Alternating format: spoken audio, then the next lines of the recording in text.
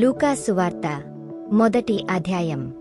ఘనత వహించిన తెయోఫిలా, ఆరంభము నుండి కన్నులార చూచి వాక్యసేవకులైనవారు, మనకు అప్పగించిన ప్రకారము మన మధ్యను నెరవేరిన కార్యములను గూర్చి వివరముగా వ్రాయుటకు అనేకులు పూనుకొన్నారు. గనుక నీకు ఉపదేశింపబడిన సంగతులు నిశ్చయముగా జరిగినవని నీవు తెలిసికొనుటకు వాటినన్నిటినీ మొదట నుండి తరచి పరిష్కారముగా తెలిసికొనియున్న నేనును నీ పేరట వాటిని గూర్చి వరుసగా రచించుట యుక్తమని ఎంచితిని. యూదయ దేశపు రాజైన హేరోదు దినములలో అబియా తరగతిలోనున్న జెకర్యా అను ఒక యాజకుడుండెను. అతని భార్య అహరోను కుమార్తెలలో ఒకతే. ఆమె పేరు ఎలిసబెతు. వీరిద్దరూ ప్రభువు యొక్క సకలమైన ఆజ్ఞల చొప్పునను న్యాయవిధుల చొప్పునను నిరపరాధులుగా నడుచుకొనుచు దేవుని దృష్టికి నీతిమంతులయుండిరి. ఎలిసబెతు గొడ్రాలైనందున వారికి పిల్లలు లేకపోయిరి, మరియు వారిద్దరూ బహు కాలము గడచిన వృద్ధులైరి. జెకర్యా తన తరగతి క్రమము చొప్పున దేవుని ఎదుట యాజక ధర్మము జరిగించుచుండగా, యాజక మర్యాద చొప్పున ప్రభువు ఆలయములోనికి వెళ్లి ధూపము వేయుటకు అతనికి వంతు వచ్చెను. ధూప సమయమందు ప్రజల సమూహమంతయు వెలుపల ప్రార్థన చేయుచుండగా, ప్రభువు దూత ధూపవేదిక కుడివైపున నిలిచి అతనికి కనబడగా, జెకర్యా అతని చూచి తొందరపడి భయపడిన వాడాయెను. అప్పుడా దూత అతనితో, జెకర్యా, భయపడకుము, నీ ప్రార్థన వినబడినది. నీ భార్యయైన ఎలిసబెతు నీకు కుమారుని కనును. అతనికి యోహాను అను పేరు పెట్టుదువు. అతడు ప్రభువు దృష్టికి గొప్పవాడాయ్. ద్రాక్షారసమైనను మద్యమైనను త్రాగక తన తల్లి గర్భమున పుట్టినది మొదలుకొని పరిశుద్ధాత్మతో నిండుకొనిన వాడాయ్. ఇశ్రాయేలీయులలో అనేకులను ప్రభువైన వారి దేవుని వైపునకు త్రిప్పును. మరియు అతడు తండ్రుల హృదయములను పిల్లల తట్టునకును, అవిధేయులను నీతిమంతుల జ్ఞానము ననుసరించుటకును త్రిప్పి, ప్రభువు కొరకు ఆయత్తపడియున్న ప్రజలను సిద్ధపరచుటకే ఏలియా యొక్క ఆత్మయు శక్తియు గలవాడాయ్. ఆయనకు ముందుగా వెళ్ళును గనుక నీకు సంతోషమును మహా ఆనందంను కలుగును. అతడు పుట్టినందున అనేకులు సంతోషింతురనెను. జెకర్యా, ఇది నాకేలాగు తెలియను? నేను ముసలివాడను, నా భార్యయు బహుకాలము గడచినదని ఆ దూతతో చెప్పగా, దూత, నేను దేవుని సముఖమందు నిలుచు గబ్రియేలును, నీతో మాటలాడుటకును ఈ సువర్తమానము నీకు తెలుపుటకును పంపబడితిని. మరియు నా మాటలు వాటికాలమందు నెరవేరును. నీవు వాటిని నమ్మలేదు గనుక ఈ సంగతులు జరుగు దినము వరకు నీవు మాటలాడక మోని వయ్యుందువని అతనితో చెప్పెను. ప్రజలు జెకర్యా కొరకు కనిపెట్టుచుండి ఆలయమునందు అతడు ఆలస్యము చేసినందుకు ఆశ్చర్యపడిరి. అతడు వెలుపలికి వచ్చినప్పుడు వారితో మాటలాడలేకపోయినందున ఆలయమునందు అతనికి దర్శనము కలిగినదని వారు గ్రహించిరి. అప్పుడతడు వారికి సయ్యగలు చేయుచు మూగవాడాయ్ యుండెను. అతడు సేవచేయు దినములు సంపూర్ణమైనప్పుడు తన ఇంటికి వెళ్ళెను. ఆ దినములైన పిమ్మట అతని భార్య ఎలిసబెతు గర్భవతి అయి మనుష్యులలో నాకుండిన అవమానమును తీసివేయుటకు నన్ను కటాక్షించిన దినములలో ప్రభువు ఈలాగున చేసెననుకొని 5 నెలలు ఇతరుల కంట బడకుండెను. 6వ నెలలో గబ్రియేలను దేవదూత గలిలయలోని నజరేతను ఊరిలో దావీదు వంశస్థుడైన యోసేపను ఒక పురుషునికి ప్రధానము చేయబడిన కన్యక యొద్దకు దేవుని చేత పంపబడెను. ఆ కన్యక పేరు మరియా. ఆ దూత లోపలికి వచ్చి ఆమెను చూచి, దయాప్రాప్తురాలా, నీకు శుభము, ప్రభువు నీకు తోడయున్నాడని చెప్పెను. ఆమె ఆ మాటకు బహుగా తొందరపడి ఈ శుభవచనమేమిటో అని ఆలోచించుకొనుచుండగా, దూత, మరియా, భయపడకుము, దేవుని వలన నీవు కృప పొందితివి. ఇదిగో, నీవు గర్భము ధరించి కుమారుని కని ఆయనకు యేసు అను పేరు పెట్టుదువు. ఆయన గొప్పవాడై సర్వోన్నతుని కుమారుడనబడును. ప్రభువైన దేవుడు ఆయన తండ్రి అయిన దావీదు సింహాసనమును ఆయనకిచ్చును. ఆయన యాకోబు వంశస్థులను యుగయుగములు ఏలును. ఆయన రాజ్యము అంతములేనిదై యుండునని ఆమెతో చెప్పెను. అందుకు మరియ, నేను పురుషుని ఎరుగనిదాననే, ఇదేలాగు జరుగునని దూతతో అనగా, దూత పరిశుద్ధాత్మ నీమీదికి వచ్చును.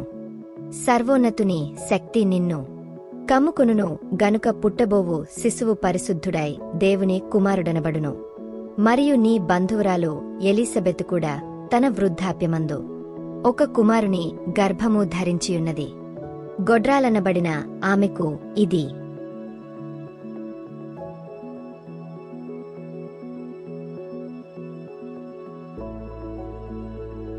6వ మాసము. దేవుడు చెప్పిన ఏమాటైనను నిరర్థకము కానేరదని ఆమెతో చెప్పెను. అందుకు మరియ, ఇదిగో ప్రభువు దాసురాలను, నీ మాట చొప్పున నాకు జరుగునుగాక అనెను. అంతట దూత ఆమె యొద్ద నుండి వెళ్ళెను. ఆ దినములయందు మరియ లేచి యూదా ప్రదేశములోని కొండ సీమలోనున్న ఒక ఊరికి త్వరగా వెళ్లి జెకర్యా ఇంటిలో ప్రవేశించి ఎలీసబెతుకు వందనము చేసెను. ఎలీసబెతు మరియ యొక్క వందనవచనము వినగానే ఆమె గర్భములో శిశువు గంతులు వేసెను. అంతటా ఎలీసబెతు పరిశుద్ధాత్మతో నిండుకొనినదై బిగ్గరగా ఇట్లనెను, స్త్రీలలో నీవు ఆశీర్వదింపబడినదానవు, నీ గర్భఫలమును ఆశీర్వదింపబడును. నా ప్రభువు తల్లి నా యొద్దకు వచ్చుట నాకేలాగు ప్రాప్తించెను? ఇదిగో నీ శుభవచనము నా చెవినిపడగానే నా గర్భములోని శిశువు ఆనందముతో గంతులు వేసెను. ప్రభువు ఆమెకు తెలియజేయించిన మాటలు సిద్ధించును గనుక నమ్మిన ఆమె ధన్యురాలనెను. అప్పుడు మరియ ఇట్లనెను, నా ప్రాణము ప్రభువును ఘనపరచుచున్నది. ఆయన తన దాసురాలి దీనస్థితిని కటాక్షించెను. నా ఆత్మ నా రక్షకుడైన దేవునియందు ఆనందించెను.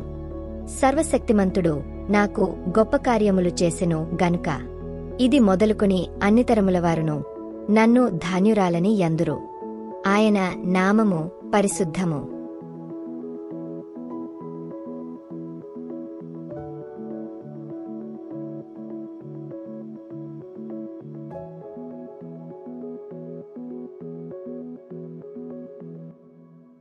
ఆయనకు భయపడువారిమీద ఆయన కనికరము తరతరములకుండును. ఆయన తన బాహువుతో పరాక్రమము చూపెను. వారి హృదయముల ఆలోచన విషయమై గర్విష్ఠులను చెదరగొట్టెను. సింహాసనముల నుండి బలవంతులను పడద్రోసి దీనుల నెక్కించెను. ఆకలిగొనిన వారిని మంచి పదార్థములతో సంతృప్తి పరచి ధనవంతులను వట్టిచేతులతో పంపివేసెను. అబ్రాహామునకును అతని సంతానమునకును యుగాంతము వరకు తన కనికరము చూపి జ్ఞాపకము చేసుకొందునని మన పితరులతో సెలవిచ్చినట్టు ఆయన తన సేవకుడైన ఇశ్రాయేలునకు సహాయము చేసెను. అంతట మరియ ఇంచుమించు 3 నెలలు ఆమెతో కూడా ఉండి పిమ్మట తన ఇంటికి తిరిగి వెళ్ళెను. ప్రసవకాలము వచ్చినప్పుడు ఎలీసబెతు కుమారుని కనెను. అప్పుడు ప్రభువు ఆమె మీద మహాకనికరముంచెనని ఆమె పొరుగువారును బంధువులును విని ఆమెతో కూడా సంతోషించిరి. 8వ దినమున వారు ఆ శిశువుకు సున్నతి చేయవచ్చి తండ్రి పేరును బట్టి జెకర్యా అను పేరు వానికి పెట్టబోవుచుండగా తల్లి అలాగు వద్దు, వానికి యోహానను పేరు పెట్టవలెనని చెప్పెను. అందుకు వారు, నీ బంధువులలో ఆ పేరు గలవాడెవడును లేడే అని ఆమెతో చెప్పి వానికి ఏ పేరు పెట్టగోరుచున్నావని వాని తండ్రికి సైగాలు చేసి అడిగిరి. అతడు వ్రాతపలక తెమ్మని వాని పేరు యోహానని వ్రాసెను. అందుకు వారందరూ ఆశ్చర్యపడిరి. వెంటనే అతని నోరు తెరవబడి నాలుక సడలి అతడు దేవుని స్తుతించుచు మాటలాడసాగెను. అందును బట్టి వారి చుట్టుపట్ల కాపురమున్న వారికందరికిని భయము కలిగెను. ఆ సంగతులన్నీయు యూదయ కొండసీమలయందంతటా ప్రచురమాయెను. ప్రభువు హస్తము అతనికి తోడయుండెను గనుక ఆ సంగతులను గూర్చి వినినవారందరును ఈ బిడ్డ ఏలాటి వాడగునో అని వాటిని మనస్సులో ఉంచుకొనిరి. మరియు అతని తండ్రి జెకర్యా పరిశుద్ధాత్మపూర్ణుడై ఇట్లు ప్రవచించెను. ప్రభువైన ఇశ్రాయేలు దేవుడు స్తుతింపబడునుగాక. ఆయన తన ప్రజలకు దర్శనమిచ్చి వారికి విమోచన కలుగజేసెను. తన సేవకుడైన దావీదు వంశమునందు మనకొరకు రక్షణ శృంగమును, అనగా మన శత్రువుల నుండియు మనలను ద్వేషించు వారందరి చేతినుండియు తప్పించి రక్షణ కలుగజేసెను. దీనిని గూర్చి ఆయన ఆదినుండి తన పరిశుద్ధ ప్రవక్తల నోట పలికించెను. ఆయన మన పితరులను కరుణించుటకును తన పరిశుద్ధ నిబంధనను, అనగా మన తండ్రి అయిన అబ్రాహాముతో తాను చేసిన ప్రమాణమును జ్ఞాపకము చేసుకొనుటకును, మనము శత్రువుల చేతినుండి విడిపింపబడి మన జీవిత కాలమంతయు నిర్భయులమై ఆయన సన్నిధిని పరిశుద్ధముగాను నీతిగాను ఆయనను సేవింపను అనుగ్రహించుటకును ఈ రక్షణ కలుగజేసెను. మరియు ఓ శిశువా, నీవు సర్వోన్నతుని ప్రవక్తవనబడుదువు. మన దేవుని మహా వాత్సల్యమును బట్టి వారి పాపములను క్షమించుటవలన తన ప్రజలకు రక్షణ జ్ఞానము ఆయన అనుగ్రహించినట్లు ఆయన మార్గములను సిద్ధపరచుటకే నీవు ప్రభువునకు ముందుగా నడుతువు.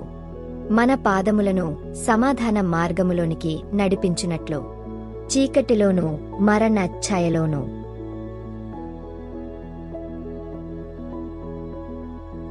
కూర్చుండువారికి వెలుగచ్చుటకై ఆ మహా వాత్సల్యమును బట్టి పైనుండి ఆయన మనకు అరుణోదయ దర్శనమనుగ్రహించెను. శిశువు ఎదిగి ఆత్మయందు బలము పొంది ఇశ్రాయేలు నకు ప్రత్యక్షమగు దినము వరకు అరణ్యములో నుండెను.